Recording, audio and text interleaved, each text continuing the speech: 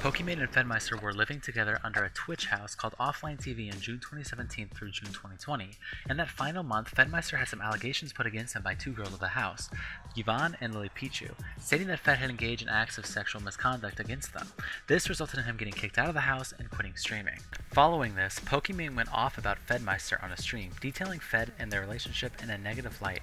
She says that Fed was also very inappropriate towards her and manipulated her and the people around her. Fed didn't take this lightly at all, so in November 2020, an anonymous friend who was close to Fedmyster leaked a 20-page document written by Fedmyster which went into tons of detail involving Fed and Pokimane's relationship. In the doc, Fed claims him and Poki had an intimate relationship and posts screenshots of their text conversations following a trip to Taiwan in February 2018, including sexually charged conversations and hardcore flirting. Additionally, Fed shows texts that prove they even had sleepovers together. However, a month later in March, Poki and Fed sat down and had a conversation about their future. Poki basically says that having a relationship would cause a conflict of interest in the house, for personal and business reasons if anything didn't work out. They mutually agreed to stop, but this only lasted a couple days before the flirting started back up again.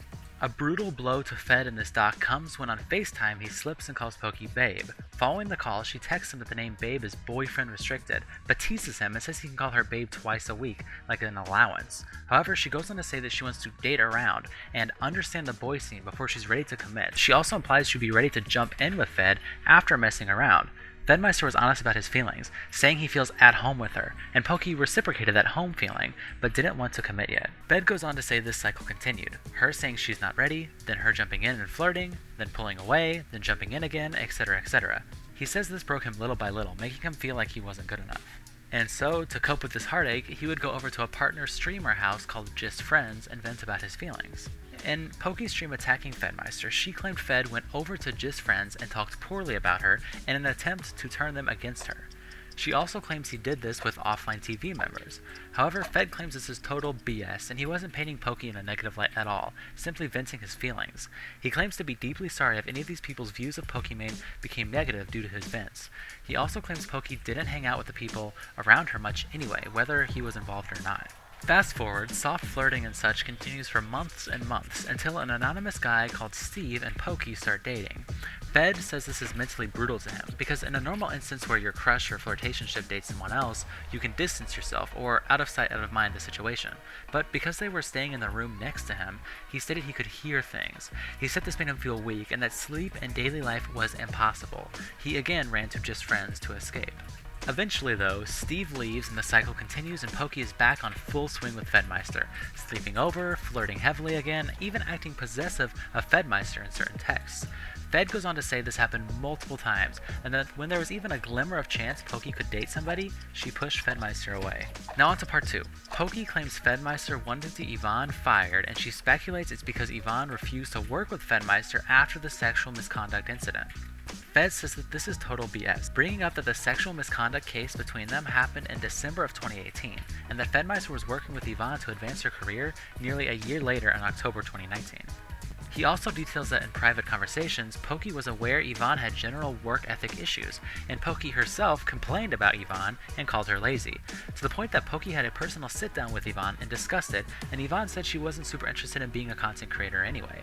Yvonne was then designated as the mom/management role, and was no longer a talent member of the group.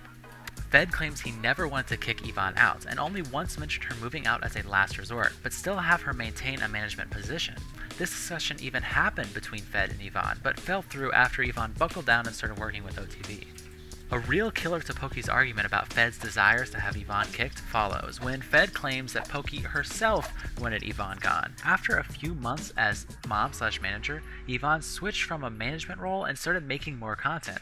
Fedmyster leaks texts that show Pokimane is reluctant to have Yvonne be a content creator due to her assigned role, and implies that she could simply hire a manager and have Yvonne kicked from the house. In fact, Pokimane was more than just reluctant. She seemed irritated that Yvonne was getting sponsors and succeeding. Fedmyster defends Yvonne and says he never wanted her out.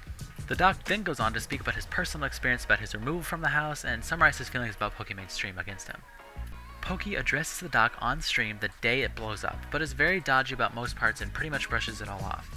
Fedmyster then released a statement following the leak, claiming that him and Poki had talked it out and that they agreed prior to keep everything private, that he understands why his document is coming from a wrong place, and that he had his trust betrayed when the document was leaked. Fed then deleted the doc and said he would no longer be talking about it.